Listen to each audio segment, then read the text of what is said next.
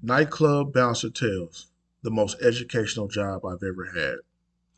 Chapter 1 The Emerge. Child support is a bitch. A big bitch. Wait. Before I go there, let me introduce myself. My name is Jayden Love, and I'm about to tell you about my life and time during my 15 plus career as a nightclub bouncer. Why? Well, this is the most educational job I've ever had. Every day I wake up regretting ever getting to this line of work. I have taken my pain and turned it into a project for your enjoyment. So hold on to your hats as I tell you these bouncer tales. Now, where was I? Oh, yeah. Child support is a bitch. A big, stinking bitch. It is important to lead with that because that's how it all got started. I am all for taking care of your children. I have no beef with that. My gripe is how the state step in and dominates your livelihood. That's when it becomes a bitch. They were dogs who ate the meat right down to the bone, and I was left with the scraps. I was a young fool. I didn't know any better. Although my intentions were good, by the time I was 28, I had 4 children by 3 different women, yes, a set of twins, who each had active child support orders. I started case number one, $75 in the hole, and case number two, $5,000 in the hole. Due to interest, penalties, and limited employment opportunities, the debts weighed me down for several years. I made my payments. Fair enough. However, I was struggling to pay my bills and living expenses. I said to myself over and over and over again, shit, shit. What do I do? Creating too long of a paper trail is not a good thing when you're dealing with the child support laws and a greedy baby mama, or in my case, 3 greedy baby mamas. Like most men, I went looking for under the table hustles I could find. Cutting grass was cool, but my timing was lousy. Hispanic culture covered about 70% of that hustle. They got most of the wealthy folks who were reliable customers. Another 20% were covered by crackheads who had no problem cutting a football field for an 8 ball. The rest included guys like me. Again, it was cool, but saturated and seasonal. My next hustle was personal training. People seemed to think I would be a good personal trainer, but this was not the case. I discovered that a personal trainer is not an educated person who can navigate you through your weight loss journey. A personal trainer is a babysitter for fat asses who have to have somebody telling them to do the work. 2 more. Keep going. Push. Don't quit. Push. Good job. I hate to brutalize the work, but I'm not the cheerleading type. The hood proverb, stop being a bitch and come on, was not the best motivational tool for high end clientele. Even still, it led me to nightclub security when I met up and coming boxing pupil who went by the name Compton due to his California roots. Side note, I could have been a great boxer, but that is another story for a later time. Anyway, I worked with Compton on his boxing game, and every week after one of our sessions, he would tell me about these bouncer tales and how they were knocking niggas out every week. I viewed the story as fame focused, just trying to be heard. I thought they were comical. I mean, come on, fighting in the club? I was going out to meet women, heavy chested, curvy hip, fat booty women, having drinks, having fun. Who wants to be fighting with security? Surely they don't do that. Now, this is the part where I remind you I was a young fool. I didn't know any better. Bouncers are babysitters for intoxicated adults who act like children when they are inebriated. In other words, drunk motherfuckers act like fools. Compton told me the club was hiring, but I wasn't moved to do so at first.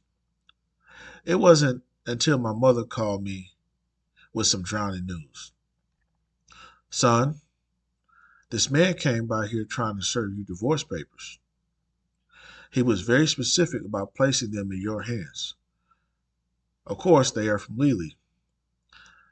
I guess she is serious about the divorce. Now, I knew this was coming, but I didn't see it coming. I was barely making ends meet, and I had no way of paying for a divorce. Okay, Mama, I replied. Okay.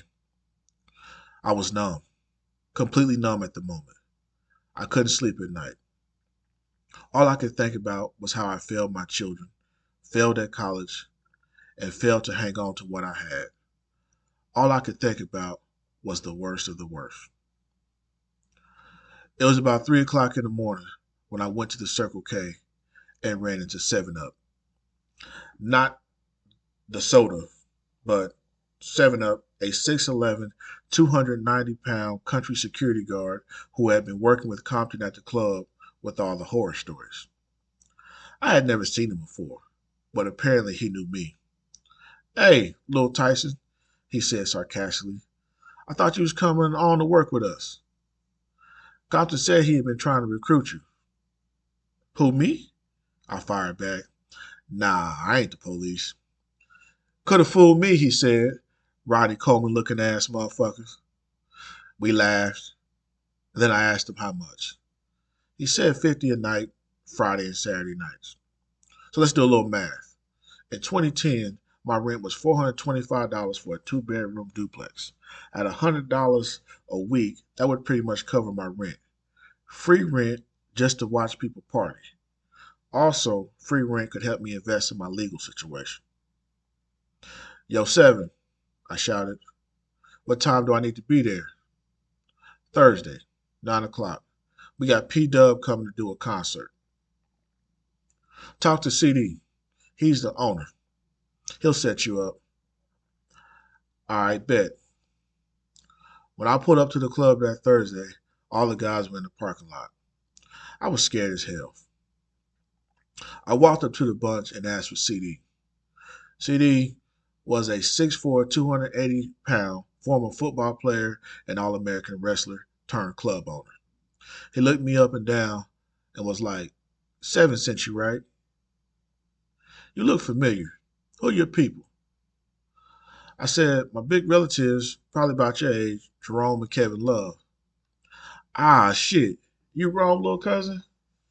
All right, man. That's what's up. Go to the front and holler at Big Rev. You'll be on the door doing searches. Big Rev was a community preacher and neighborhood pervert. He loved the Bible and loved filling on the butts of the sluts as they walked by. Big Rev was 6'2", 450 pounds, jet black, and belly fat. We eventually became tight as ankle socks, but that happened over time. Big Rev gave me the lowdown on what I was supposed to do. Everybody, and I mean everybody, must show ID, period. All the men must be pat down before entry and use the metal detector on the ladies. Finally, to stay, they must pay. Got it? I replied, yeah, I got you. All the new guys have to work the door. Working Rover on the club floor was for the elite and experienced. You were not going to get paid to look at booty shaking all night until you earned your way.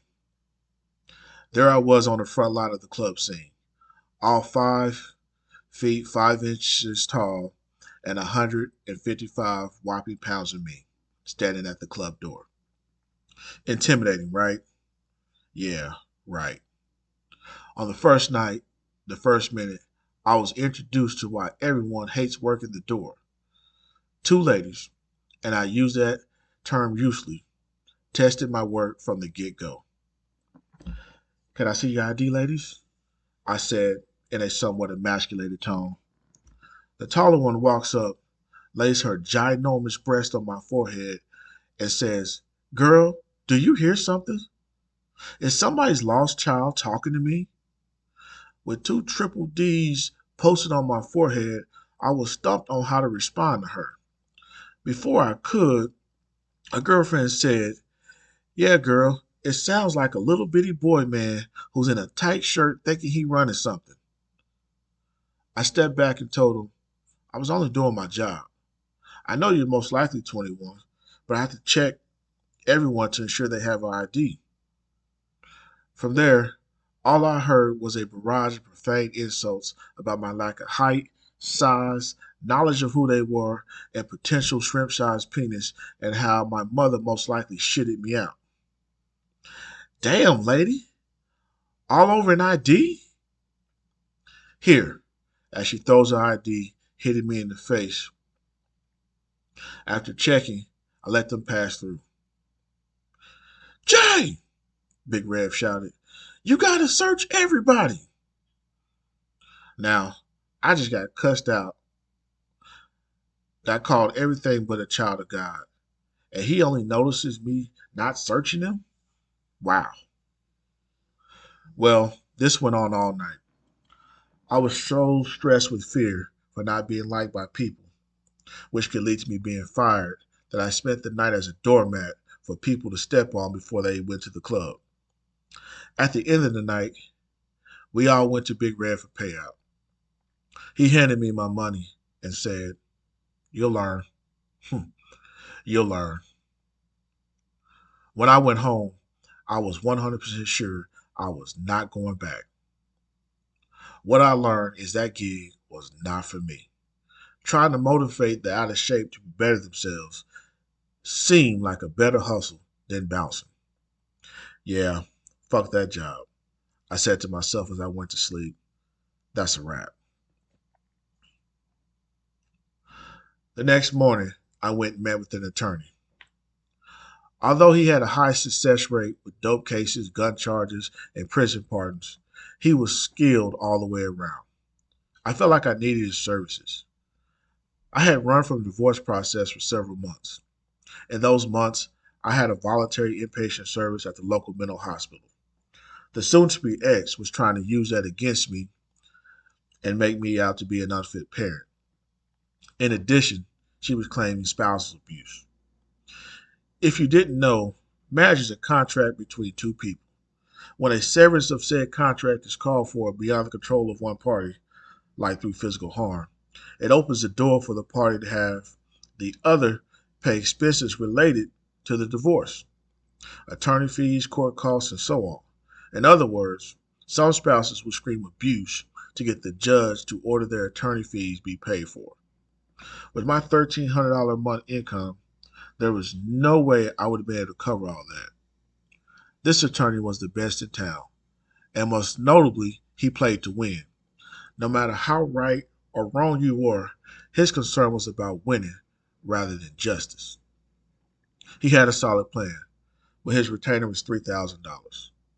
Without saying it, he said it. He more or less told me our victory was guaranteed. Now, how in the fuck was my broke ass going to get $3,000? Before meeting with the lawyer, I had my speech prepared on why I was quitting the club.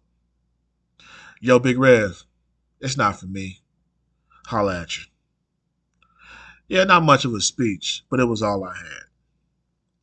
After meeting with that attorney, I knew I had to go back and make every dollar I could. 24 hours later, there I was, back at the front door of the club, waiting to check IDs. Just as 24 hours prior, here come the ghetto twins with the triple D breasts, waiting to give me a hard time. Almost identical to the night before, they hit me with another barrage of insults when asking for their identification. This time I was less afraid. I stood there and took it. Your mama this, your mama that. However, this time she takes her ID and throws it on the floor as if she was telling the dog to go fetch. I turned from being annoyed to being pissed. I handed it back to her and slowly stepped out of the way as I stared at her with a glare sharp enough to cut ice. They were not the only ones giving me a hard time, but I kept thinking about what the attorney had told me. I didn't want to lose out on seeing my children from this divorce. My day job wasn't going to afford me a lawyer. I had to do this. That's how I felt anyway. I made it through the night, miserably, but I made it. When people go over the edge, they are usually pushed. It is not a normal thing for a person to go to the edge of destruction and jump over on their own merit.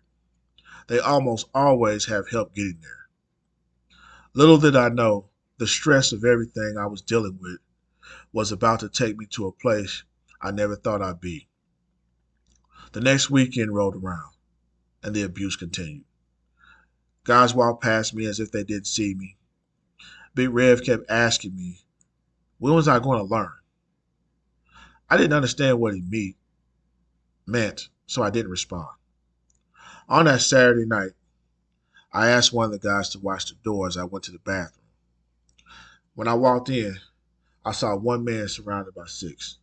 The man had blood dripping from his nose and bruising on his left eye. The leader kept saying, "You got to the end of the night. You got to the end of the night, motherfucker." As I stood there and plotted my next move, I'm security. I'm supposed to do something, right? Damn, I'm outnumbered. I'm not sure if this guy's worth saving. Finally, I worked the nerve up and shouted, "Hey!" They all turned, looked at me, looked back at the guy, and started to exit. As they left, one of the guys threw a bandit knot at me and said, "You didn't see shit." I picked the knot up off the floor. It was $500. Jackpot, baby. Now, that's not a ton of money, but considering the financial strain I was in, I felt like hitting the lottery. The rest of the night was magical, to say the least. I just came up on a $500 payout in a matter of minutes. Although the night continued to be difficult, I was relieved as some of the distance between me and my goal had closed. Things seemed promising, as if they were looking up. If so, then why was I holding my head down? What was I afraid of now? Maybe it was something wild that I understood. I understood that every action, there is an equal and opposite reaction. Basically meaning, since something good had happened, something bad was around the corner. My twin daughter was a piece of work. I was the only one who could handle her as a baby. Her mother and I were separated during her terrible twos. The pressure must have gotten too much for Lily because her next move was a bold one. I moved out and started really hanging. I needed money of my own, so I started slinging. I ain't guilty because even though I sell rocks, it feels good putting money in your mailbox. Lyrics from Tupac's Dear Mama song. It was also the ringtone signal my mother was calling.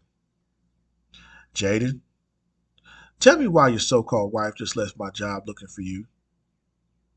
"What?" "She comes up here and says she can't handle my grandchild.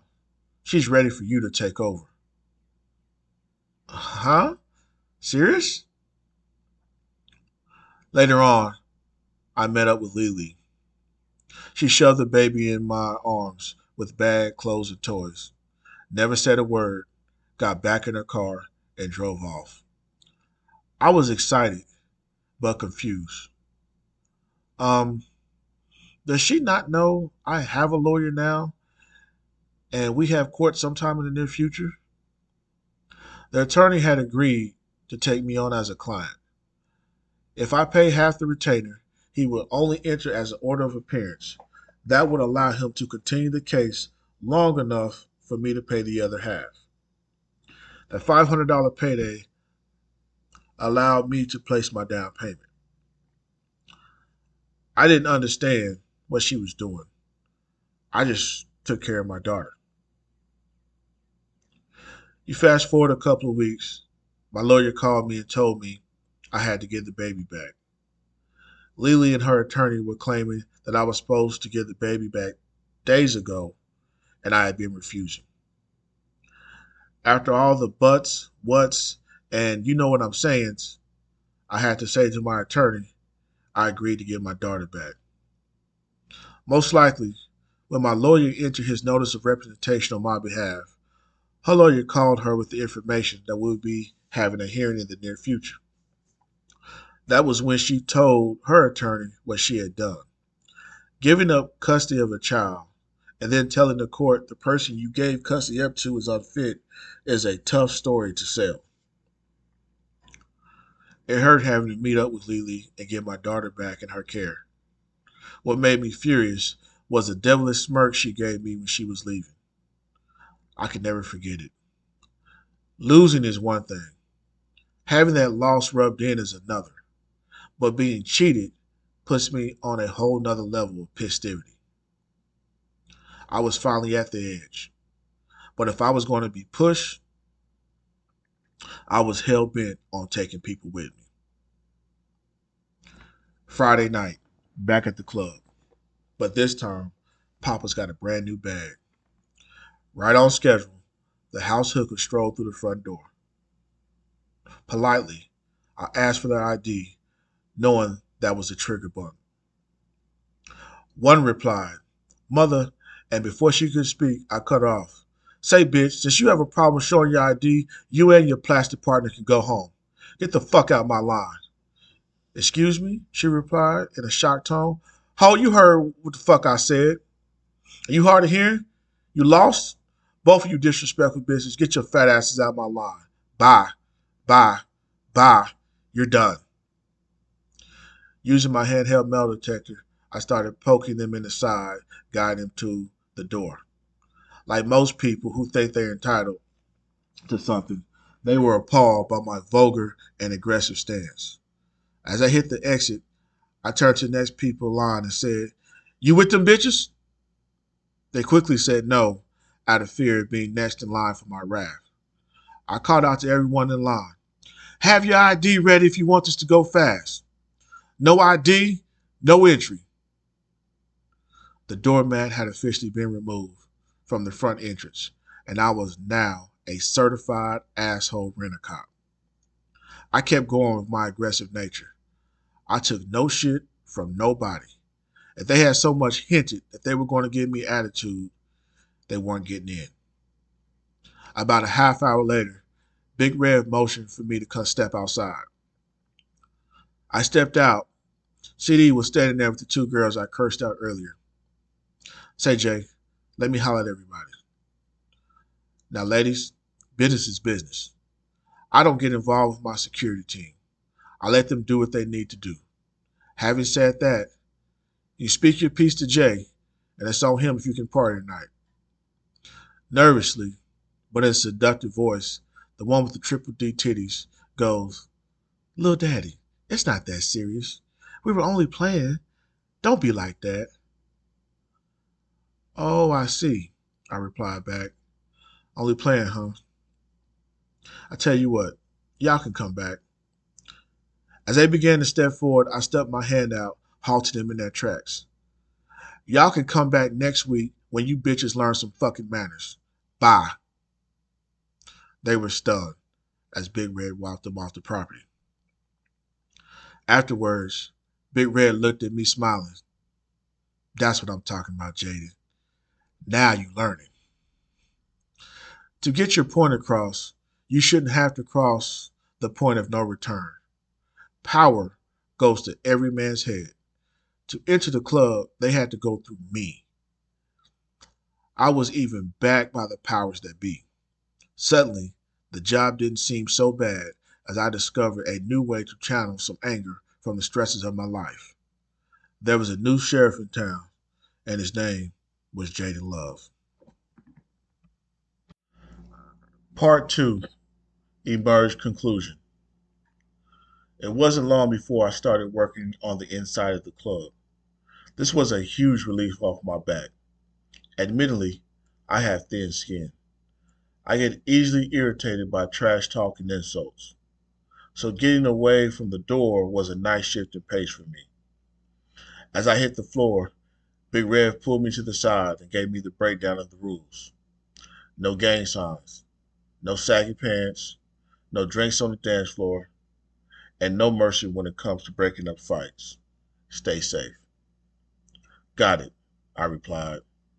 As I stepped away, Big Red called out, "Hey, Jay, watch your back." Security is primarily observational. The main thing you do is observe people and their behavior. Your job is to spot potential threats or disturbances before they become major. Nobody was better at searching for trouble than 6'1", 210-pound enforcer named Surveillance. Let me tell you about Surveillance. Nobody, and I mean nobody in the history of life, did anyone want to be anything as bad as he wanted to be a police officer. This was one of those guys who lived to overplay their part. He walked around like this cyborg with all kinds of equipment strapped to his body. Supposed to be on the outside, he loved to come in and survey the land, checking for potential threats or violations. His combination of height, weight, pretty boy swag, and tough guy demeanor made him the epitome of most women's fantasies. As far as the ladies were concerned, he was considered the OMG of security. Also, like many bouncers, he was a whore. Your wife, baby mama, her best friend, her cousins, and so on were all fair game. Getting back, he took his job way too seriously. I was a young fool who didn't know any better, which made it easy for him to make an impression on me. I began to study and mimic his ways of doing things. Like Big Rev, over time we became pretty close friends. So close that people called us brothers. This relationship would prove to be dangerous for me. Keep following the story and you will understand why. Compton was right about the violence that went on in the club. Many of the guys were body slamming and head bashing drunk patrons when they got out of line. The police had warned us about using excessive force and how it could lead to criminal charges. 7 Up didn't mind that warning when one of the regulars spit beer in his face. Yes, spitting of beer right in his face. The club was closing and we were walking everyone out. State laws prohibit anyone who was not an employee of the club to be inside the club not even 1 minute after closing. Furthermore, the staff didn't get paid until every customer was off the property. On this particular night, a mild-mannered man had gotten wasted and was nearly asleep at the bar. "Hey, let me call you a ride," said 7 Up. With words slurred and barely at a level anyone could hear, the man replied, "I'm riding your mama later on." 7 Up's mother is deceased. Strike one. "Hey, you had a little too much to drink? Let me have your keys and I'll put you in the cab," said 7. And yes, we still had cabs at this time. "Get your fucking hands off me, jolly black motherfucker," shouted the man. He then tries to serve 7, but is too drunk to make an impact. Strike two. Finally, it seemed as if the man was going to comply and go home. He gave 7 his keys and slowly made his way to the front exit. Just before the exit, there were a table with drinks still on it. At the last moment, he turns to sit down at the table and says, "Let me finish my beer." This beer had a discarded cigarette butt inside the cup. This guy was too drunk to care as he was drinking this random beverage. As 7 reached for the guy's wrist, this explosion of saliva, watered down beer, and strays from a cigarette erupted right into 7's face. It looked a lot like pro wrestler Triple H ring entrance when he would spit out a bottle of water in the air. Everybody froze. Everybody. The look of shock, awe, and disgust covered everyone's face, just like that nasty beer covered 7's. What happened at lightning speed seemed to take place in slow motion. As every drop of spit from that man's face fell from 7's face, from that man's mouth fell from 7's face, you could see him get madder and madder and madder. 7 Up then picked the man up and slammed him into the table, splitting it in half. From there, he went into a ground and pound mode, punching the man in the face repeatedly. Grabbing the man by the top of his head, 7 ran it into the ground, several times. 7. That's enough, shouted Big Rev. He kept going anyway. It took 4 of us to pull 7 off this guy. He was immediately rushed to the hospital and treated for his injuries. To save the reputation of the club, CD suspended 7 for a little while. The man tried to press charges, but nothing was done as no one would snitch on 7 Up. We never saw that customer again. The Napoleon complex is a theory that short people seek opportunities to showcase dominance by being overly aggressive. I never believed that was true, but based on my actions, one would say that I was the very definition of the idea. With 7 Up being benched, I took it upon myself to take more of a commanding presence. Whereas before, I was a mediator responding to disturbances and encouraging them to see how irrational their behavior was. Now, I was a highly aggressive and played more of an arbitrator role. In other words, I was a real asshole rent-a-cop. I was testing the waters until the invertible switch pushed me into the deep end. A fight amongst 3 people broke out on the dance floor, and for whatever reason, I was the only one around. Although brave, my attempt to defuse the fight looked more like the Three Stooges comedy hour. As I hold one back, the other 2 got punches in.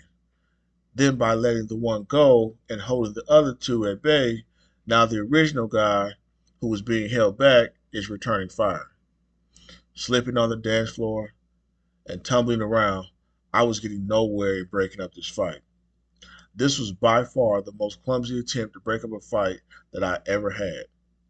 Finally, I decided to just focus on one individual by taking him outside and alerting parking lot security to come back me up.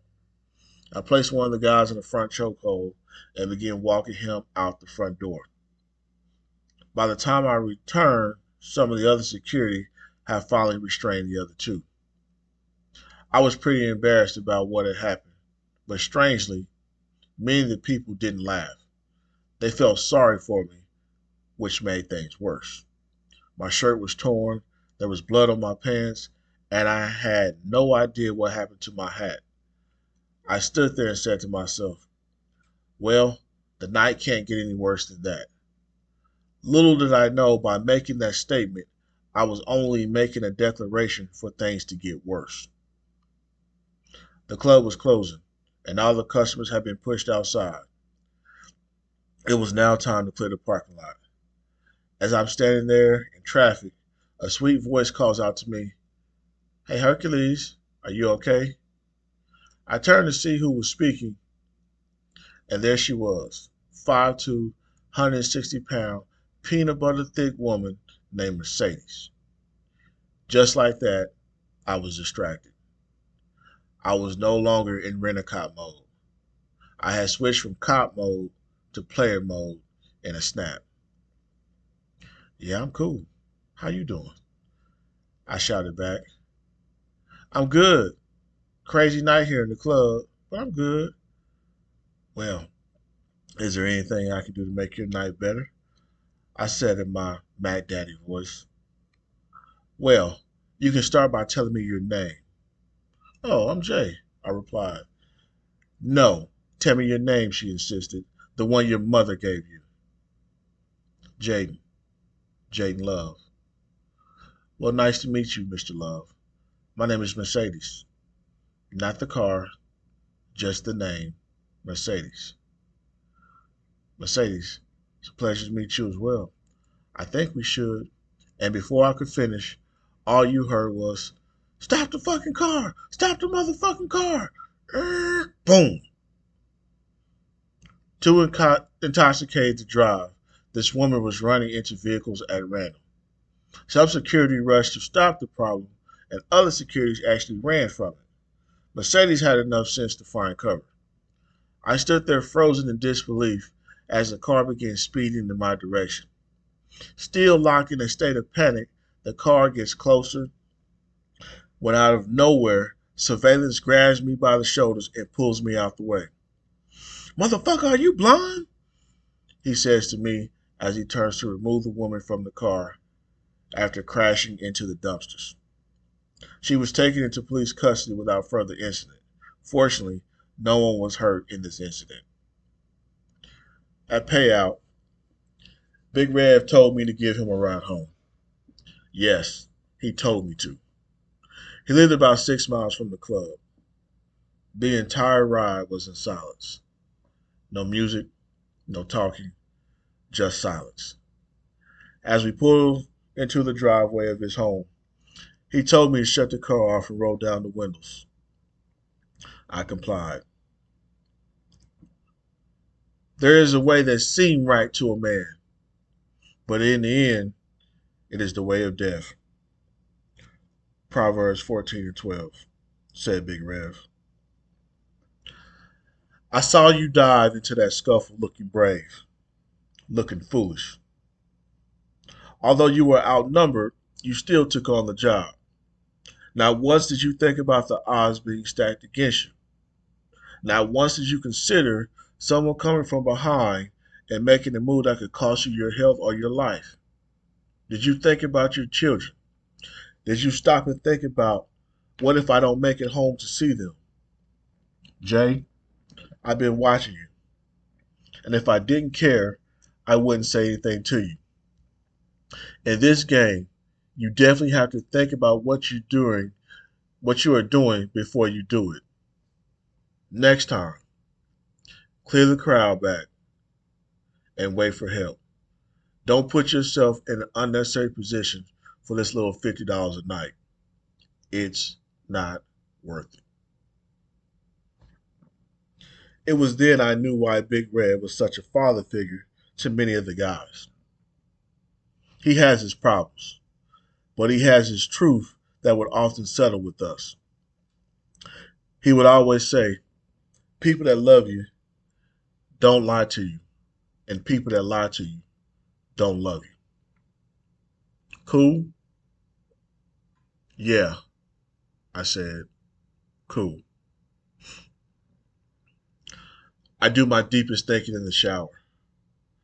As I stood there allowing the hot water to relax my body and my nerves, I thought about everything Big Rev said to me. I played in my mind over and over and over again how quickly I rushed into conflict and didn't think about the potential dangers. Big Rev was correct. I could have easily gotten hurt. I thought about how anyone came up from behind with a weapon and perhaps permanently injured me for life. From there, I started to think about not being able to walk. I thought about not being able to speak. I thought about being injured so bad that I wouldn't even be able to recognize my children. Suddenly, the water ran cold, but I just stood there. No washing, no moving around. I just stood there and played the worst of the worst in my head repeatedly. I looked down at the water, leaving my body in a pinkish color. Moments later, the water was turning red. Finally, the tub was filling up with red water. Am I bleeding? I thought. Was the blood loss so fast that it was causing me to hallucinate? Neither of these things were true. I wasn't bleeding. It was just my imagination. I was so far in my head about how quickly I dove into action and not realizing I could have just as quickly been killed. Around 4 a.m., I finally settled into bed, still thinking about the words Big Red spoke, and I knew I needed to come up with a plan to keep myself safe. Twice in one night, I had a near-death experience. I wasn't going to stop working because the money was playing its part, but I needed to do something to keep myself safe. Just as I closed my eyes and finally go to sleep, I remember thinking to myself, now, if Big Red saw me out there trying to break up that foolishness, why the fuck didn't he come out there and help me?